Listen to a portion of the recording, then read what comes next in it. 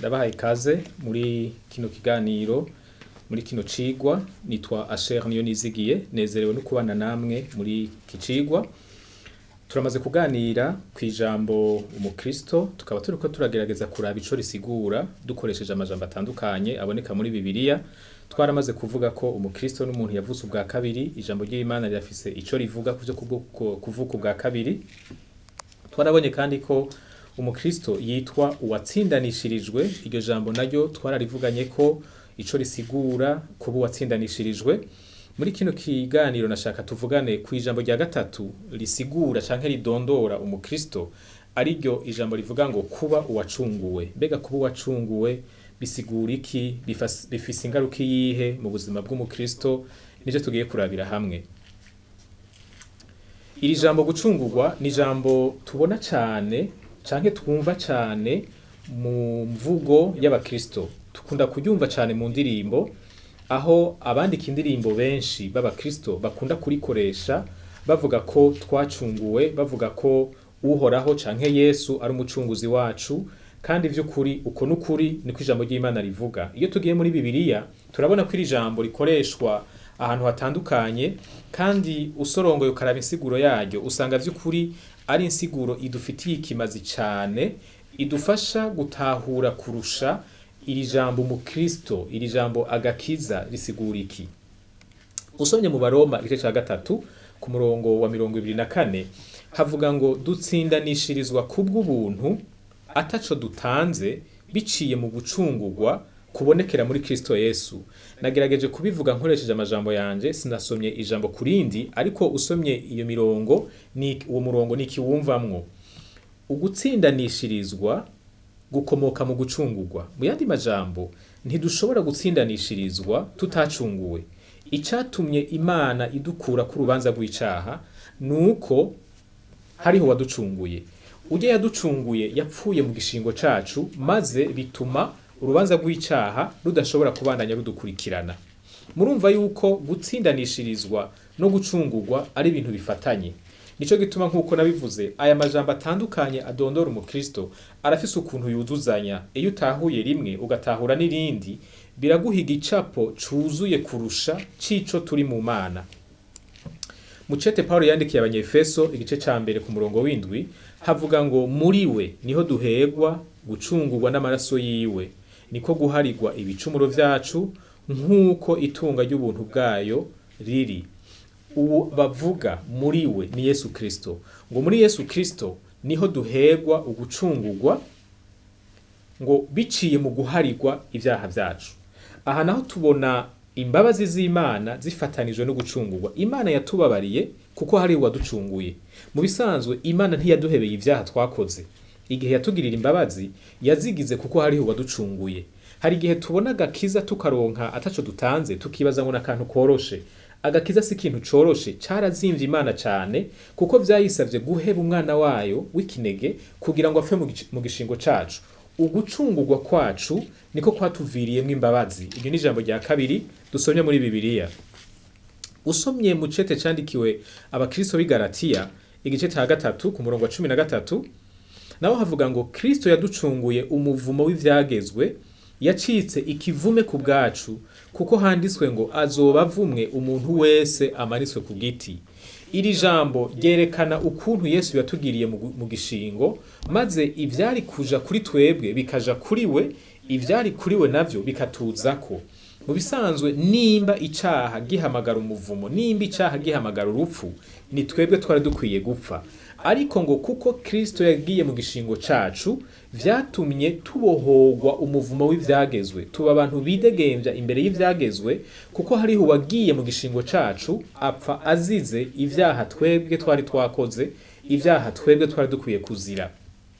Rero dusubiye inyuma gato tukaraba Bibiliya, ijambo ry'Imana, dusangira ijambo ryo gucungurwa ririmwo vy'ukuri. Abahinga bandika indirimbo bakaryandika, bakarivuga, bakariririmba, si ibintu bigenera, nukuri guturuka mu ijambo ry'Imana, kandi nukuri kudufasha gutahura umushinge w'akaranga dufise mu Mana. Twaracunguwe, uko gucungurwa niko kwavuyemwo imbabazi, nico gituma twatsindanishirijwe imbere y'Imana, dufise amahoro, dushobora kuyegera. ariko dusubiye inyuma gato, mbega iri jambo gucungurwa rituruka he, rifise inkomoko iyihe? Iri jambo gucungurwa ryakoreshwa kera mu mvugo y'ubudandaji. Ubudandaji bwari bwerekeye ahanini abaja, ico bita l'achat et la vente des esclaves mu gifaransa. Ubu budandaji bwari busanzwe buhari igihe Yesu yavuka. Yasanze mu mico y'abantu biwe b'ico gihe hariho abantu bagurishwa, ariko vyari vyatanguye kera imbere yuko Yesu avuka nk'umuntu. Mu mico y'Abagiriki, iyo bagiye bakagwana hanyuma bakanesha, abantu bose babona bafise inguvu muri abo baneshejwe baca babagira abaja babo, hanyuma bakabatwara bakabakoresha ibikorwa byose bashaka. Maze iyo bishitse umuntu agashima umuja kanaka, agashaka ko yoba uwiwe, yategerezwa gutanga amafaranga canke ikiguzi kanaka, ari naco bita incungu. Niyo bishitse umuntu agashima umuja akumva yo mufasha kwidegemvya ngo ave munsi y'ububasha bwa sebuja, naho nyene yaratanga ikiguzi. Ico kiguzi nico bita incungu. Iyo ncungu imaze kuboneka, uwo muja yaca yidegemvya. Mu yandi majambo rero, iri jambo gucungurwa ntiryahereye muri Bibiliya, ryari risanzwe rihari mu mvugo yakoreshwa igihe aya majambo twasomye yandikwa, kandi ryari ijambo rikoreshwa mu vy'ubudandaji bw'abaja. Nkuko nabivuze, ico kiguzi catangwa kugira ngo umuja yidegemvye nico bita incungu. Ibi rero tubizanye muri Bibiliya, dusanga mu vy'ukuri ikintu Yesu yakoze, yatanze ikiguzi cari gikenewe kugira ngo twebwe dushobore kwidegemvya. Twari twaracumuye, turi munsi y'urubanza rw'icaha, twari abantu baboshwe n'ububasha bw'icaha n'ububasha bw'urupfu, atamwidegemvyo dufise, tudashobora kwishira ngo twizane. Maze Yesu atanga ikiguzi cari gikenewe kugira ngo dushobore kwidegemvya. Ico kiguzi niyo ncungu. Incungu Yesu yatanze n'ubuzima bwiwe. Birumvikana rero yuko umuntu amwizeye akamwakira nk'umwami n'umukiza mu buzima bwiwe, aba aronse wa mwidegemvyo wemerewe abana b'Imana.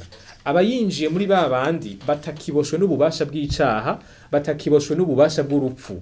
Naho dupfa, hari ukuntu ubuzima bw'abizera bwamaze gushika ahantu urupfu rutabufiseko ijambo rya nyuma. Tuzopfa nivyo, ariko kubw'ubuzima bushasha Imana yadushizemwo budashobora guhagarara, no mu nyuma y'urupfu ubuzima buzobandanya.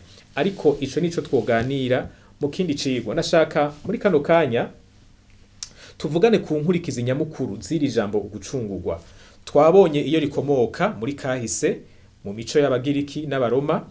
Twabonye kandi ico Bibiliya irivuga ko, irashinga intahe yuko Yesu yaducunguye, ko turi abacunguwe. Ariko rero kuvuga ngo nduwacunguwe, mbega bifise insiguri yihe? Mbega bifise ingaruka izihe? Kuko mu vy'ukuri nkuko nabivuze, aya majambo turiko turarabira hamwe n'amajambo agize umushinge w'akaranga kacu k'Abakristo. Hanyuma akaranga kacu nako niko kavyara ingene tubaho, ingingo dufata mu buzima bwacu, ukuntu dutumbereza ubuzima bwacu, ivyo duha agaciro mu buzima bwacu, ivyo dusuzugura mu buzima bwacu, vyose bifatiye kuri aka karanga dufise mu Mana. Ako nako tugatahura iyo twumva neza aya majambo akoreshwa mu kutuvuga nk'abizera ico asigura. Gucungurwa birafise ingaruka nkuko twabibonye muri kahise k'iri jambo. Iyo umuntu acunguye umuja, yaca umuja wiwe, no kuvuga ko yaba muguze, yaca hinduka umuja wuwo yamuguze.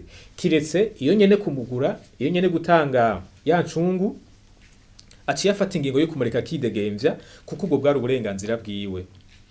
Mu kuducungura, Yesu yaduhinduye inyegu z'Imana.